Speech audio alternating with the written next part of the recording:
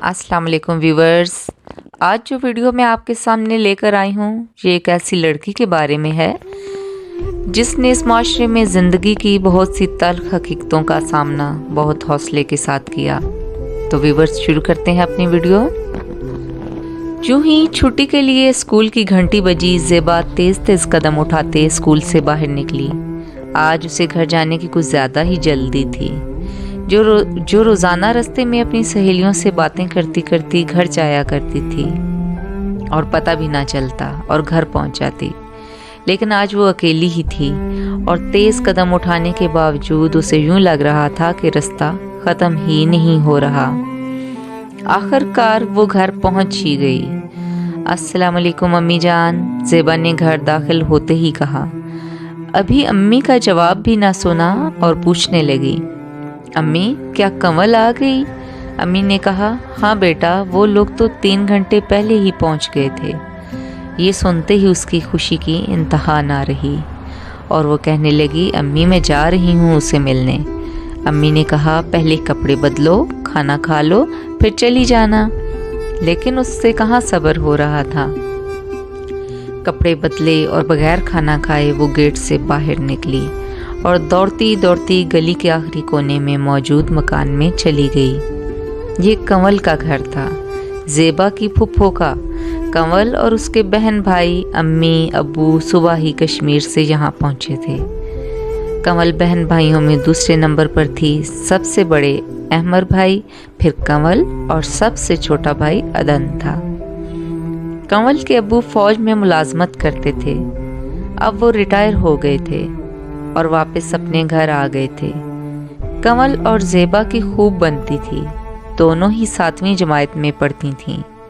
कंवल ने भी जैसे ही देखा कि ज़ेबा आ गई, वो भी ज़ेबा जैसी ही बेचैनी लिए उसकी तरफ भागी। खूबसूरत सी कंवल बिल्कुल एक गुड़िया की तरह दिखाई देती। गोरा रंग और एक खूबसूरत सी हेयर कट में बहुत अच्छी लग रही थी। ज़ेबा घर में सबसे मिली। आज सुबह से सभी उन्हें मिलने के लिए आ रहे थे। कंवल और ज़ेबा शाम तक बातें करते रहे।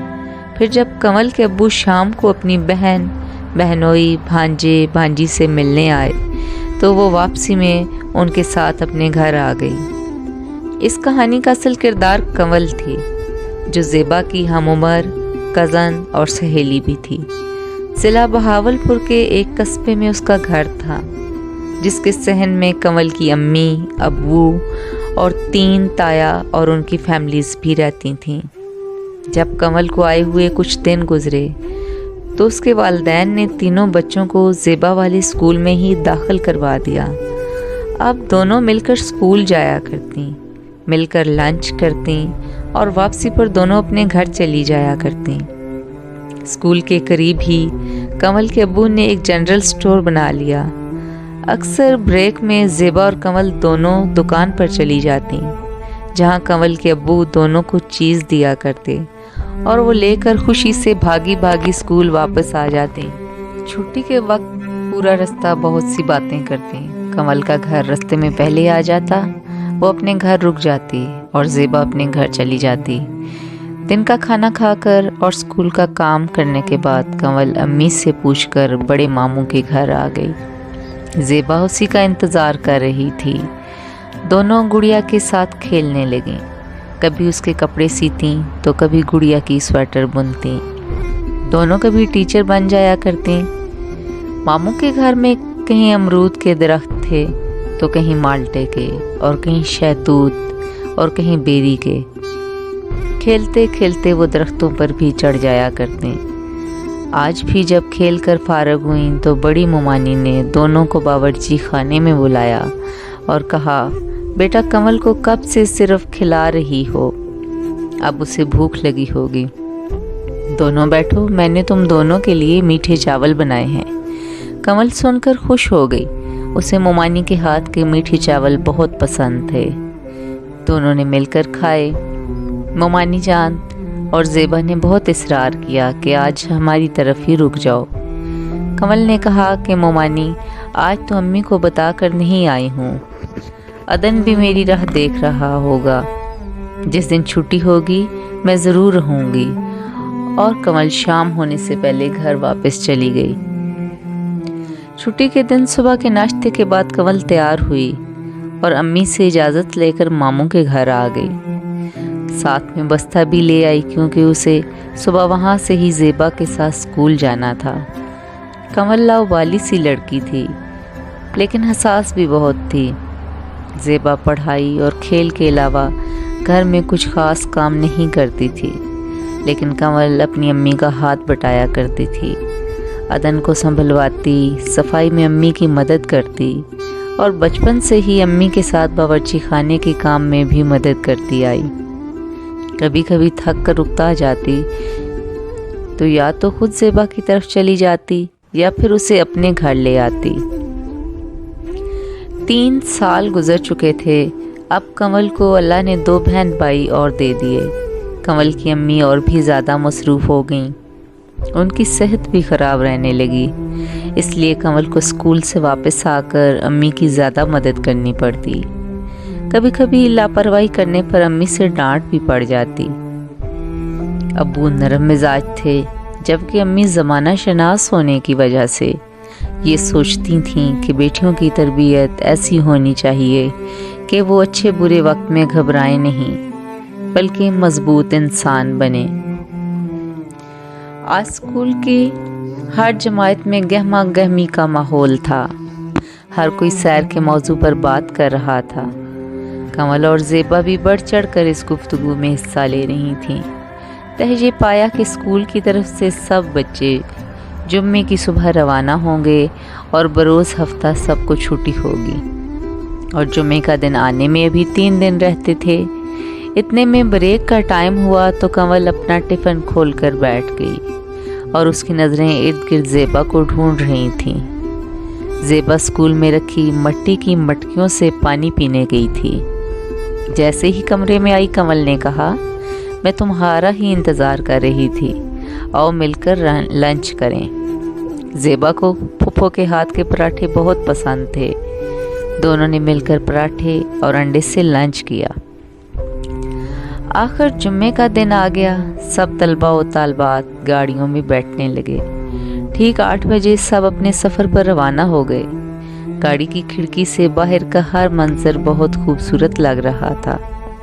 کنول بہت خوش تھی۔ سب لوگ میوزیم گئے، چڑیا گھر اور پارک میں گئے۔ سب بچوں نے پارک میں بیٹھ کر مل کر کھانا کھایا۔ سب اساتذہ طلبہ و طالبات کا بہت خیال رکھ رہے تھے۔ سب نے آپس میں بہت خوش گپیاں لگائیں، ملی نغمے اور گیت سنائے، ایک دوسرے سے پہیلیاں پوچھی اور کشتی رانی بھی کی۔ کنول کشتی میں بیٹھ کر بہت ڈر رہی تھی، لیکن زیبا کے بہلانے پر بہل گئی۔ رات کے واپسی ہوئی۔ اسکول کے قریب آ کر سب گاڑیاں رک گئیں۔ سب کے گھروں سے کوئی نہ کوئی انہیں لینے کے لیے آیا ہوا تھا۔ کنول اور زیبا کا تھکاوٹ سے برا حال تھا۔ کنول کے ابو بھی وہیں کھڑے انتظار کر رہے تھے۔ کنول نے ادھر ادھر نظر دوڑائی تو ابو نظر آ گئے۔ وہ کنول اور زیبا دونوں کو لینے آئے تھے۔ رستے میں دونوں اپنی دن بھر کی باتیں انہیں سناتی رہیں اور گھر آ کر گہری نیند سو گئیں۔ مہینے بعد دونوں کے 10ویں کے امتحانات شروع ہو گئے۔ دونوں نے دن رات محنت کی، خوب تیاری کی اور اچھے نمبروں سے امتحان پاس کیا۔ اب 10ویں کے امتحان کے بعد کالج میں داخلے کا وقت آ گیا تو یہاں سے کنول اور زیبا کی راہیں جدا ہو گئیں۔ دونوں کا ایڈمیشن الگ الگ کالج میں ہو گیا۔ دونوں پڑھائی میں بہت مصروف ہو گئیں۔ اب کئی دن گزر جاتے اور مصروفیت کی وجہ سے دونوں کی ملاقات بھی نہ ہو سکتی، مگر دونوں کی محبت پہلے جیسی ہی تھی۔ 2 سال دونوں خوب مصروف رہیں۔ پھر 12ویں جماعت کے امتحان کا وقت آ گیا۔ 12ویں جماعت کے پرچے دینے کے بعد زیبا کی شادی کنول کی تائی جان کے بیٹے سے طے پا گئی۔ کنول اس خیال سے ہی اداس ہو رہی تھی کیونکہ کنول کو شادی کے بعد اپنے خاوند کے ساتھ دبئی چلے جانا تھا۔ کنول اس خیال سے اداس ہو رہی تھی کیونکہ زیبا کو اس کی تائی جان کے بیٹے کے ساتھ शादी के बाद दुबई चले जाना था। कंवल और ज़ेबा दोनों के घरों में रौनक बहुत बढ़ गई थी।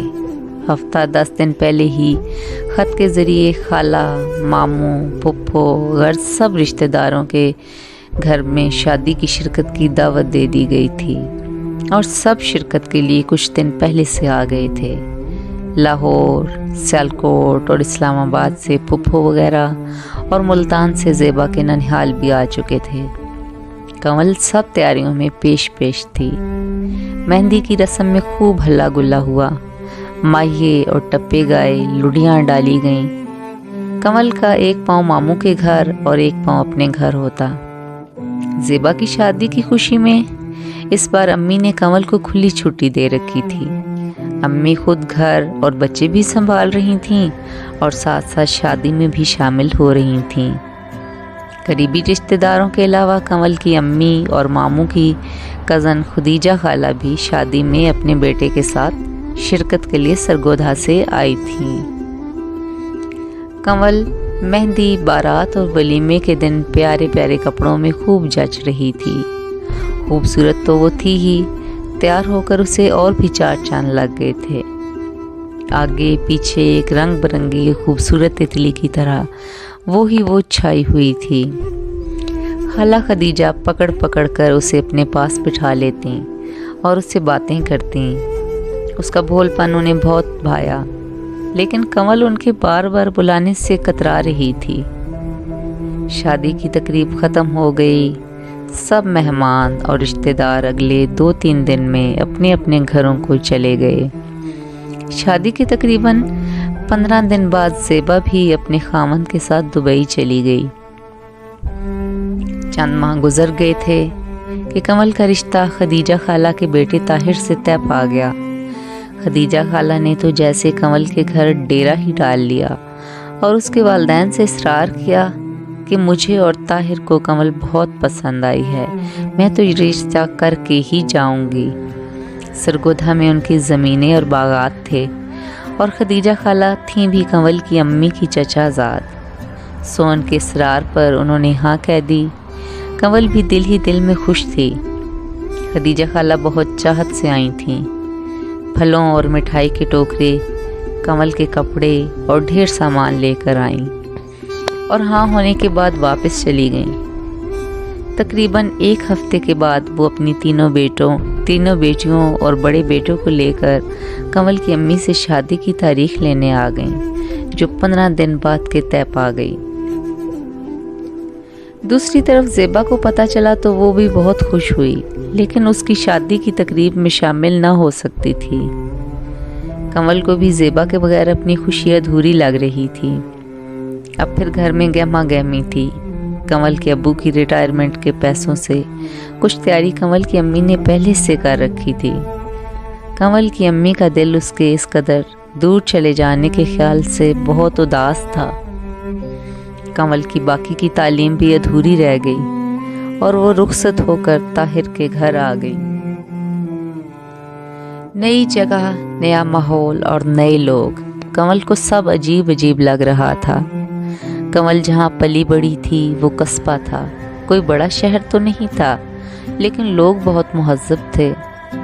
आज रात होने को चली थी और कंवल के इर्द गिर्द गाँव की औरतों और बच्चों का हजूम था। कमरा खचाखच किसी बस की तरह भरा हुआ था और बाकायदा धक्कम पेल के ज़रिए दुल्हन तक पहुंचने की कोशिशें की जा रही थीं। दूर के सफ़र के बाद पहुंचने पर कंवल भी काफ़ी थकी हुई नज़र आ रही थी। थोड़ी देर में ताहिर की बड़ी बहन के साथ बड़े भाई तारिक और छोटा देवर शिराज अंदर दाखिल हुए और मुंह दिखाई में कंवल को पैसे दिए। बड़े भाई तो कंवल को काफ़ी शफीक नज़र आए, लेकिन छोटा देवर किसी हद तक लापरवाह और लाउबाली नज़र आया। ताहिर की बड़ी बाजी काफ़ी जल्दी में थी, क्योंकि बाहर से बार बार कोई उन्हें पुकार रहा था, जल्दी आओ भाई, छोटा फरहान बहुत रो रहा है। इसी आवाज़ पर वो बाहर निकल गईं। ताहिर की बाकी दोनों बहनें भी बारात के साथ वापस आने वाले दीगर मेहमानों को संभालने में मसरूफ़ थीं। इसी तरह तकरीबन 3 घंटे गुजर गए और अब कमरे में रश कम होता नज़र आया। कमल को दिल ही दिल में घर की याद सताने लगी। अम्मी, अब्बू, बहन भाइयों का ख्याल आने लगा। आंखों में पानी भर आया, कुछ उनकी याद से तो कुछ भूख की शिद्दत से। अपनी इतनी अदम तवज्जोही पर कमल को अपना आप इस वक्त कम तरसा लग रहा था। आखिरकार छोटी नंद साहिबा किसी गांव की औरत के साथ ऊंची आवाज़ में शोर करती कमरे में दाखिल हुई। रखो भाई रखो, यहाँ बेड पर ही खाने की ट्रे रख दो और पानी यहाँ साइड टेबल पर रख देना। खाना रखवाने के साथ ही हड़बड़ी में वो भी बाहर निकल गई। भूख थी कि चूहे पेट में कुल्हू वल्लाह हो आहत पड़ रहे थे और ताहिर था कि कमरे में आने का नाम ही ना ले रहा था। आधे पौने घंटे के इंतज़ार के बाद आखिरकार कमल अकेले ही खाना खाने पर मजबूर हो गई, जो कि बिल्कुल ठंडा हो चुका था। आधी से ज़्यादा रात गुजर चुकी थी। तो लड़खड़ाते कदमों के साथ ताहिर कमरे के अंदर आया। शराब में दूध और लोफरों जैसा हुलिया लिए कमरे में दाखिल होने वाले शख्स ने कमल के सारे ख्वाब जैसे चकनाचूर कर दिए और वो गंग निगाहों से ताहिर को देखने लगी और कदरे सहमे अंदाज में बेड के एक कोने में होकर बैठ गई। रात भर पंखे की चिरचिर की आवाज़ें कमल के कानों में गूंजती रहीं और आखिरकार रात के किसी पहर कमल की आंख भी लग गई। ठक ठक ठकाठक की आवाज़ से आंख खुली। फौरन उसने अपना दुपट्टा और बिखरे बाल संभाले और दरवाजे की तरफ बढ़ी। ताहिर की बड़ी बहन दरवाजे पर थीं। सलामों दुआ का तबादला हुआ। इस वक्त बड़ी नंद साहिबा कदरे इत्मीनान में लग रही थीं और इस वक्त तो कदरे नरमी से बात कर रही थीं। इसलिए कमल के दिल को ज़रा सी ढारस हुई, वरना रात को जब इस घर में कमल की आमद हुई उस वक्त तो उनके तासरात कुछ अच्छे नहीं थे। बहरहाल बड़े से कच्चे सहन के एक तरफ 4 कमरों और एक किचन और एक गुसलखाने पर मुश्तमिल घर था और किचन के एक तरफ लकड़ियां जलाकर गांव की औरतों के साथ मिलकर दोनों छोटी नंदें नाश्ता बनवा रही थीं। 4 कमरों के आगे कोई बरामदा तो नहीं था, लेकिन सहन में कतार दर कतार चारपाइयाँ बिछी थीं जिन पर बिस्तर तो बाकी थे, लेकिन मेहमान और घर वाले सब जाग चुके थे। ताहिर की बड़ी बहन ने एक चारपाई की तरफ इशारा करके कमल को बैठ जाने को कहा। चाय और अंडा पराठा, ये नाश्ता था कमल का। लोगों से भरे सहन में बैठकर नाश्ता करते हुए कमल को काफ़ी झिझक हो रही थी, लेकिन भूख का भी तो हल निकालना ही था। दिन में वलीमे की तकरीब थी। ताहिर की भाभी ने कमल को तैयार किया। तैयार तो वो कुछ अच्छा करना नहीं जानती थी, लेकिन कमल थी ही इतनी खूबसूरत कि अच्छा ना तैयार होने के बावजूद भी उसका हुस्न मध्यम ना पड़ सका। बच्चों और औरतों का रश लगा हुआ था। रिश्तेदार, मोहल्लेदार सभी जमा थे। दिन के 1 बजने के करीब थे कि ताहिर की छोटी बहन ने आकर बताया कि भाभी आपकी अम्मी अब्बू और सब पहुंच गए। इस खबर से कमल के चेहरे पर खुशी की लहर दौड़ गई। अम्मी, अब्बू, बहन भाई सब कमल के कमरे में उससे मिलने के लिए आए। कमल अम्मी के गले लग के हल्की सिसकी में रोने लगी। अम्मी ने दिलासा दिया। वो उसके आंसुओं को सिर्फ अपनों से जुदाई की वजह समझ रही थीं। उन्हें क्या मालूम था कि ताहिर को उन्होंने क्या समझा था और वो हकीकत में क्या था। वलीमे की तकरीब के बाद सब वापस चले गए। दिन गुजरते रहे। ताहिर और उसके घर वालों की आदत से कमल रोज़ रोज़ वाकिफ़ होती जा रही थी। घर में हर वक्त लड़ाई का माहौल रहता। कोई छोटा अपने से बड़े की इज़्ज़त ना करता। हत्ता कि बेटे बेटियां खदीजा खाला को भी खातर में ना लाते। बड़े भाई साहब तो अपनी बीवी को लेकर रावलपिंडी अपनी नौकरी पर चले गए। दोनों मियाँ बीवी वहीं नौकरी करते थे, जबकि ताहिर और छोटे भाई की लड़ाई रोज़ का मामूल थी। इस माहौल में कमल का दम घुटता रहता। खदीजा खाला भी जिस चाहत से उसका रिश्ता करके लाई थीं, वो भी वैसी नहीं रही थी। पता नहीं उनके लहजे की चाहत और मिठास कहाँ चली गई थी। करख्त लहजा और हर वक्त माथे पर पड़ी गुस्से और उकताहट की शिकनें कंवल को बहुत डरा दिया करती थीं। जैसे तैसे दिन गुजर रहे थे और ताहिर, वो तो शायद मोहब्बत लफ्ज़ से भी वाकिफ़ ना था, अक्खड़, बदलिहाज और बदतमीज़ इंसान था। अपने आबा व अजदाद की छोड़ी हुई ज़मीनों का ज़ौम था उसे, उसी के हिसार में रहता था। घर में होने वाले झगड़े आए दिन दंगल की शक्ल इख्तियार कर लेते थे। माँ बीच बचाव करने आती तब भी कोई ना रुकता, ना माँ से डरता। घर जंगल और लोग जंगली जानवर से कम ना थे। ताहिर कंवल के मामले में भी कम ज़र्फ और नफसियाती मरीज़ ही साबित हुआ था। बात बात पर तजलील करना उसकी आदत बन गई थी। कंवल की मजाल ना थी कि आगे से एक लफ्ज़ भी बोले। शादी को 8-9 माह का अरसा गुजर गया। इस दौरान 2 बार कंवल मेके गई, लेकिन घर वालों से ससुराल की कोई बात ना की। अम्मी के महसूस करने और कुरेदने पर भी कुछ ना बताया, बस बुझी बुझी सी रहती जो सबको अजीब लगता। सब सोचती शायद माँ बाप से दूर चली गई है तो दिल नहीं लग रहा, इसीलिए उदास लगती है। आज सुबह जब बावर्ची खाने में बामुश्किल लकड़ियों की आग जलाकर कंवल नाश्ता बना रही थी, एक तरफ तो रोटी को उल्टाती तो दूसरी तरफ भाग भाग कर सबको नाश्ता पकड़ाने जाती। इसी दौरान ताहिर ने नाश्ते के लिए आवाज़ लगाई कि फ़ौरन नाश्ता लाओ। जल्दी में कंवल के हाथ पांव फूलने लगे। मुड़कर बावर्ची खाने में गई तो रोटी काफ़ी हद तक जल चुकी थी। फ़ौरन ही दूसरी रोटी बेलने लगी। इसी दौरान दौड़ता हुआ ताहिर बावर्ची खाने के अंदर आ गया। क्या तुम्हें सुनाई नहीं दे रहा? सबको नाश्ता दे रही हो, मेरे नाश्ते का कुछ ख्याल नहीं। बात करते करते उसकी नज़र जली रोटी पर पड़ी तो गुस्से से लाल पीला हो गया। इससे पहले कि कंवल अपनी सफाई में कुछ कहती, ताहिर ने पटाख थप्पड़ उसके मुंह पर दे मारा और कंवल धड़ाम से करीब ही चूल्हे के पास जा गिरी। हाथ जलती लकड़ी पर जा लगा और उसके साथ ही कंवल की चीखें बुलंद हुईं। दर्द से बुरी हालत होने लगी। आवाज़ सुनकर सब भागे चले आए। ताहिर हड़बड़ा कर बावर्ची खाने से बाहर निकलता, सहन अबूर करता घर से निकल गया।